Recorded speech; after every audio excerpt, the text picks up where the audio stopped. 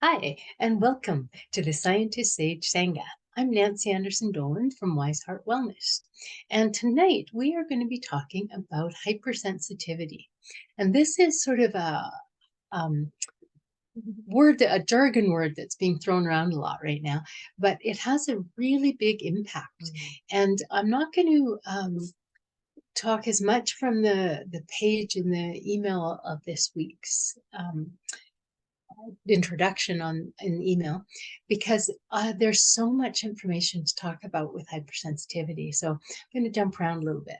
But one of the first things I wanted to talk about is that there have been hypersensitive people in communities and cultures since the beginning of time. They used to call them shamans and medicine people, medicine men and medicine women. And they were people that used those high sensitivities to good purpose. And as they did that, they would find things that were helpful for the community. They might be the people to settle disputes. They might find where there was going to be food. They might solve problems, like in terms of if there was a plague in the community, they would be the ones to find something that would cure it, all sorts of things like that. And there still is that role for people that are highly sensitive. And I'll use the abbreviation HSP for highly sensitive person. We have a highly sensitive puppy in the background here. So I'm going to pause for a moment and see if we can get our highly sensitive puppy to be a little quieter. Welcome back. Now we've got the highly sensitive puppy under control and we can have a little conversation. We're talking about all of those people that are hypersensitive or highly sensitive that play really important roles in different cultures and societies. And nowadays, teachers and doctors and doctors that have a sixth sense of what's wrong, even though it's not showing up on things, people that are empathic, are counselors, things like that, scientists that just go to sleep and wake up knowing something different and doing research. There's lots of application for this sensitivity. Now, the other part of it is that what happens that sometimes that people have sensitivity, but in our culture, it's not valued. So when it was in times past, it would be valued and it would be considered an art and a skill and developed and honored, but it isn't in our current culture. Often it is lost in the sort of urgent, achieving, expecting comparison kind of culture that we live in, because it was, you should be able to do it this fast in this way, and everybody fits the bell curve, nobody out on the outliers. And that's really hard on people. And I see a lot of young people that are really, really sensitive, but they can't manage put in this urgent kind of culture where they should be achieving this by this age. And you should know what you want to do when you're done high school and have your life planned out and that. And they feel tremendous pressure from that, and then they can't figure out what they really do desire. And that's a really common theme that comes up here. And it doesn't matter what age it is. People will say, well, I don't know what I really like. And they're very wound up about it. And so what happens there is that they have gotten too much information. Excuse me. They've gotten too much information coming in, too much stimulus coming in. And they're thinking, oh, here are all of the choices I have. And I don't know what I want. And it's overwhelming. And so that overwhelms the highly sensitive person and can't make decisions. And there's no sort of training about how to be with that sensitivity, because truly being with our sensitivity takes time. And that's one of the things, we don't want to give time to it. If we want to get into a new thing and learn it right away and be really good at it right away and not have all those issues come up. And that's a problem. It takes time to settle in and notice and sift all the information coming in, because often highly sensitive people are taking a lot of information really quickly and don't have time to sift it. And so it doesn't make as much sense to them, and they just get deluged with it. But if they can take time to settle in and notice different things, then there is some noticing about what people like and what people are good at, what makes them happy, not just what would make them theoretically happy. It's the actual things that make them happy. Even meeting people and marrying and making friends, if we're highly sensitive, it can take some time to move through that. And I know in my lifetime, I've always thought I'm a horrible friend because I get overwhelmed easily and I can forget people's names and forget to call them. If my children weren't on my alarm system when they weren't around me, I'd forget they were alive. And so it's just this overwhelm kind of thing. And that, but in a culture that says, you have to be this kind of a friend, doing this kind of thing, this frequency, those sorts of things, it can be too much for people that are overly sensitive. And so they just sort of shut it down and back away. And it takes time to settle down from all the external stimulus. And taking that downtime is really sort of frowned upon. It's like people say, what did you do this weekend? Oh, and I did this long list of things. If I do a long list of things one weekend, the next weekend, what did you do? Nothing. Absolutely nothing. And that taking that time to settle down and time to move in a conscious manner through things, whether that be relationships or problems or things that we love to do, or even just, being with our family, being with our pets, being in our homes and thinking about, what would I like to do next, as opposed to what do I have to do next. In what do I have to do next culture, a highly sensitive person gets, sort of overwhelmed by that. And there's a lot of people looking into how to become more mindful and in effect more sensitive, because we've sort of been overwhelmed and shut down. So it's an interesting mix of things that's going on, because not everybody should be hypersensitive, but they're a necessary part of society, because we need those people that are empathic and can, watch for all the things that might harm children and, things that important things in medicine, and solve interesting problems like climate change. And you have to be open and sensitive to do those kinds of things. And we don't want a religious person or a doctor or a caregiver not to be sensitive. We want them to be sensitive to what's going on. And we want to be sensitive ourselves, because this is the basis of connection. And if we can't stay in some sort of sensitivity, we don't get to stay connected, even to ourselves, even to ourselves.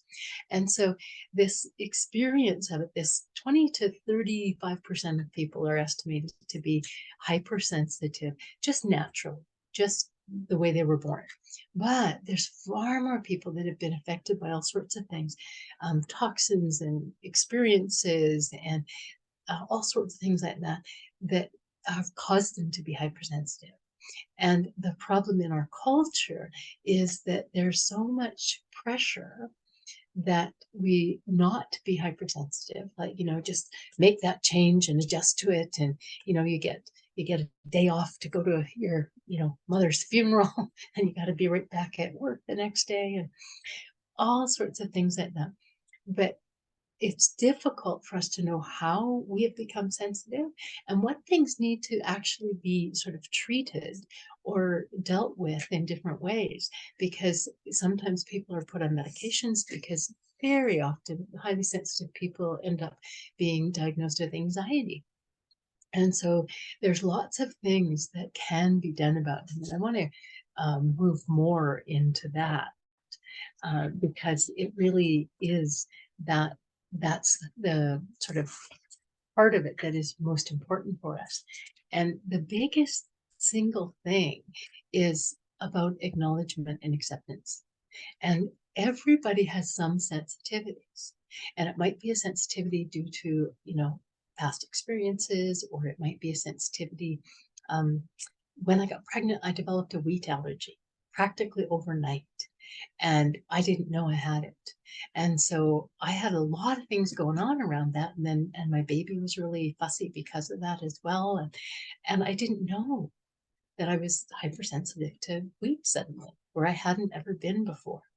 And so paying attention to what's going on in our bodies and working with people that can tell us what's going on in our minds and our bodies, it's not easy to do.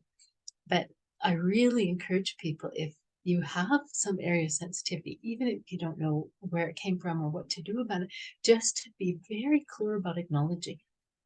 I have a hypersensitivity to rejection, and it's really common with ADD people, that sort of thing. And so I know that. And so when, somebody says something to me that I feel rejected by, I don't immediately say to them, "Why did you do that?" Because I know it's my sensitivity. And I sit with it for a little while. And sometimes, there's something that I need to say to somebody. But the vast majority of the time, it's my sensitivity and I can sit with it.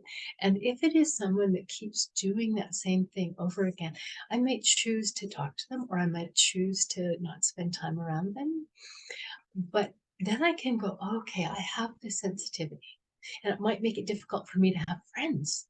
So I might need to work with that sensitivity a bit. And sure enough, there's ways to work with it. It literally is like occupying your body, and this is a sensitivity to all sorts of things.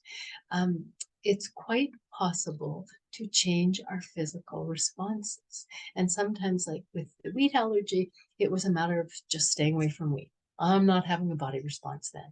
I'm not getting breathing issues. I'm not getting, that sort of tired feeling that you get when you have a food allergy. I just don't eat that stuff, and then it doesn't bother me. It's harder to not be around people. So what I do is do a lot of calming, learning calming. But if I don't acknowledge and accept that I have an issue with sensitivity, I don't do anything about it. And so sifting through those reactions, and I really encourage this as a starting point for people just to keep a running list in a book or in your mind about what things you might be sensitive to. And things like I have incense burning right now. And a minute ago, it started to make me sort of feel like I was going to sneeze or something. And I don't usually get that reaction to it. And so I thought I can just wait this out. It'll be fine. But if I know that, or perhaps it's a particular blend that I've got going right now, I can go, okay, I won't be burning that when I'm on camera. That's just a reasonable thing to do. And we can take reasonable steps with these sensitivities. Some people are really sensitive to light when they're trying to sleep, and if they have that sort of thing, it's really useful to do things like buy sleep masks and have blackout curtains and those kinds of things. And so it really is worthwhile paying attention to those kinds of things, and because you can start to shift a little bit, and you can explore the other parts too, that what are the sensitivities giving you. And this is a really good list to keep, not just to keep the list of here are the things that bug me or bother me, but keep this list of what does it bring you. Because when people that are hypersensitive often are really involved in deep joy when they're in a particular situation. And it might be that they're singing, or it might be that they're taking care of children, or it might be out in nature. But there's a deep, deep feeling. That same sensitivity that can be overwhelming can be life enhancing. And so paying attention to what is life enhancing in that way for you. And it's with most things, if we overdo it, it becomes a problem. And so, how much social contact or how much time in nature works for me? All of those kinds of things. We can sift like, okay, these things, my sensitivity really improves my life with.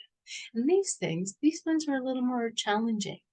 And so then you can work with different reactions that you might have and make use of those positive sensitivities.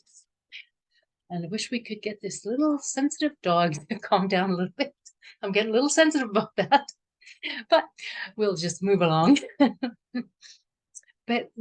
So when I talk to people about other things, though, that it may be worthwhile to pay close attention to things like food, the basics of health. food, sleep, movement, because lots of times when we're out of balance in something like that, then we're more sensitive. And so if we haven't had enough sleep, we've all had that sort of experience that we're a little grouchy, easier to annoy if we haven't had enough rest. But there's lots of times where food allergies add up. And it can be like a piling on of things, like people that have sensitivities to hay fever. So in the spring they have that, and then suddenly they're allergic to some sort of food that they haven't been allergic to before, and they're feeling grumpy. And so when people notice that, you might know there's a biological issue going on, and that kind of issue can be untangled a little bit at a time by helping those kinds of things. There's also the so I'm just going to move. I want to make sure I got one piece in here. One of the things is about avoidance, and avoidance, I only advise that with the greatest of caution. So even things like particular foods, avoidance is this really useful thing for acute reactions and sensitivities. Okay. And so when we have that going on, we can pay attention with, are we, when we, maybe I get a puppy and I'm really allergic, and I go, oh, wow, this is going to be a problem. I might have to brush the dog a lot, or keep him off the bed, or vacuum more. But I can pay attention in that way and avoid some of the problem. But avoidance as a long-term thing is really challenging. It can be a reasonable and important step, but staying away from, all people, or not working because it feels overwhelming, or not going out of the house because it just feels so overwhelming to leave the house. Avoidance can grow into things that are problematic for us.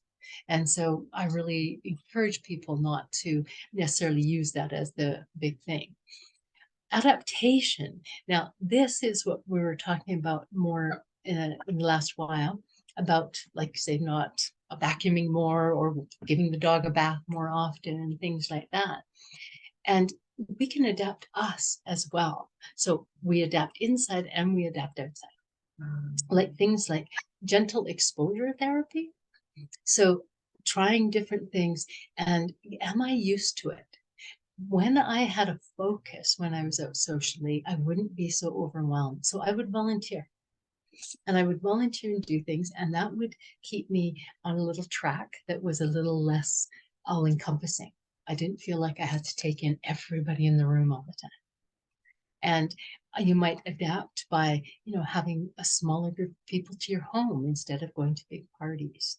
Or you might adapt having a job where you can work from home so you're not exposed to so many people. You might adapt with, having a short period of time with people that are maybe really dysregulated in their own bodies, because highly sensitive people around other highly sensitive people that are dysregulated get dysregulated as well. So adapting, one of the things that works really well is meditation. Literally, we can meditate ourselves out of health crisis. We have a tremendous capability of using our mind-body connection to heal and manage sensitivities. And I really talking about engaging sensitivities more than managing, because managing is sort of, I'm going to wrestle this to the ground. And we don't necessarily want to do that. But I do want to develop different skills to address things like that, so I don't have to stay in avoidance of things. I want to adapt, and adapting my body by being able to calm my nervous system. And so when my nervous system does have a highly sensitive experience, I can bring it back faster. I don't get wiped out by it. I can just be with the experience. I can titrate it a little bit at a time. I don't keep my mind completely open like this, or my emotions. I can go, oh, I'm going to be able to do this in this situation. And then we can handle it a little more differently. And it can be really useful to all kinds of therapy. I'm a firm believer in therapy for myself and anybody who is open to it, because sometimes dealing with an original event can help shift sensitivities. And sometimes I teach people with anxiety to have their anxiety ride in the back seat. Never let the anxiety drive. But literally, it's like, okay, Martha, you're in the back seat. I understand that you're a little worried about people talking about us when we go here and we dance or we climb or we speak, but you just sit in the back and I'll go and do those things. And really, it's like getting a dissociation from anxiety, from that highly sensitive part of ourselves in a very conscious manner, because far too often we do it unconsciously. And unconscious dissociation can, like avoidance, it spreads and can hamper our efforts to be a conscious, highly sensitive person.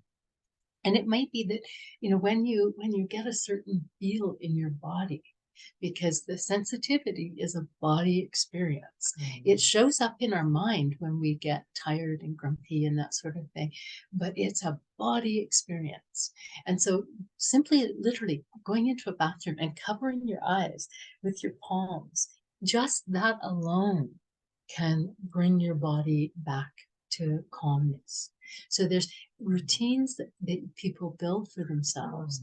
And that can be, like I say, it might be my own, of course, is having a lot of tea beside me at all times, and that calms my body. So that hypersensitivity, it takes my focus to the cup in my hand, the warm water that I'm drinking, those kinds of things, and it can help me center.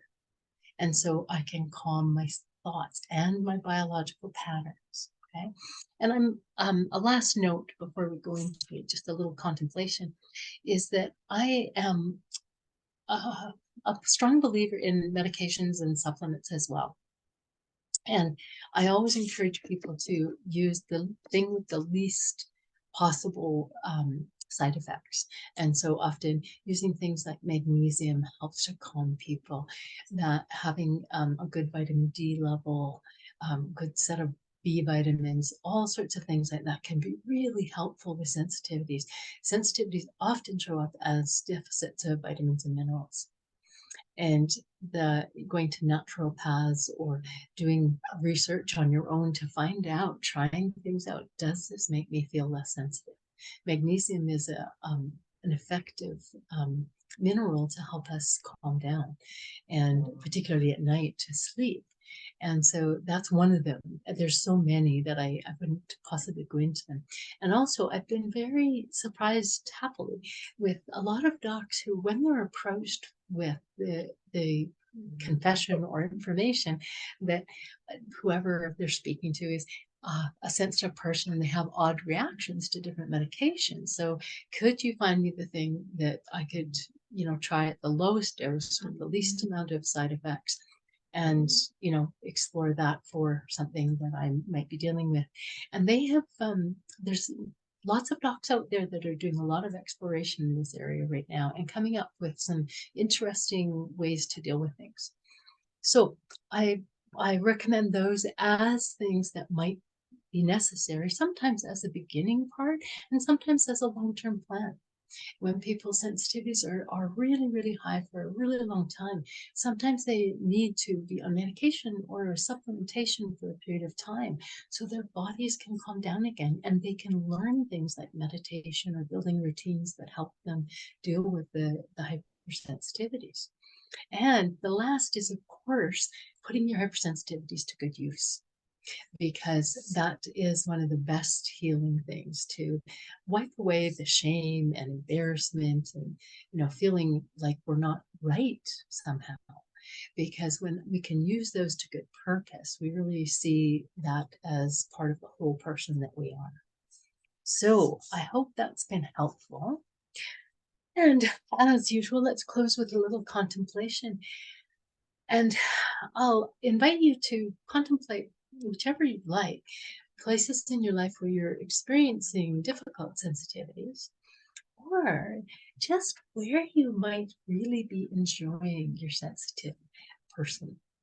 And so what is it that you really relax deeply into and get great pleasure and enjoyment out of with your hypersensitive person? And for those people that are with me live, we'll end after this contemplation. And for those that are not, I will wind it up, and you're welcome to add comments when this appears on YouTube. Okay, so take a deep breath and literally use some of that sensitivity to just see how you are in your body today. And you might find those things that you're enjoying, you feel relaxed in your body, or you feel kind of excited. And you might find fatigue and overstimulation. But these don't have to be unwelcome things. They're just information your body's giving you.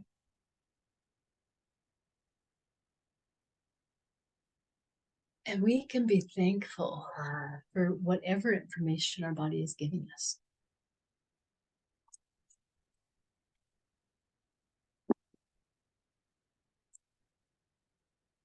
Take a breath and just see how your body responds to that breath.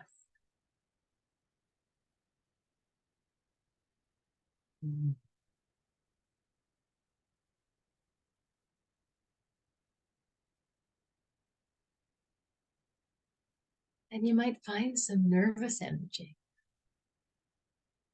And the same sensitivity that might create that nervous energy can be used to calm it. You can just pay attention to where it is in your body.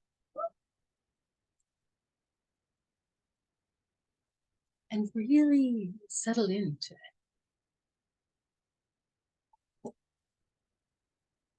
And you might put your hand on your body where you feel it, and just to soothe and comfort and signal it's okay. It's okay to have that feeling.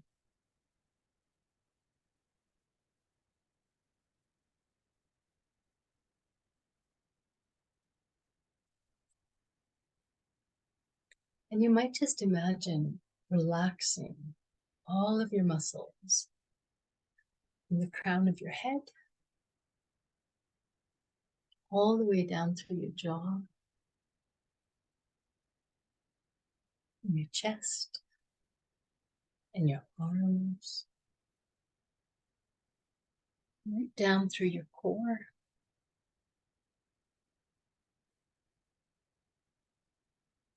and through your stomach and hips, relaxing your big muscles in your thighs, your calves, down your arms to your fingers, down your legs to your toes.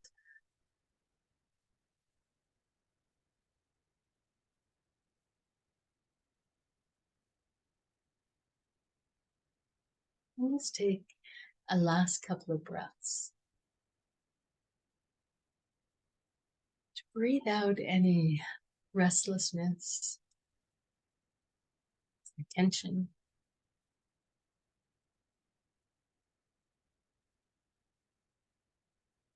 And just settle into your body for a few moments of peace, being sensitive to the peace that can be in your body as well.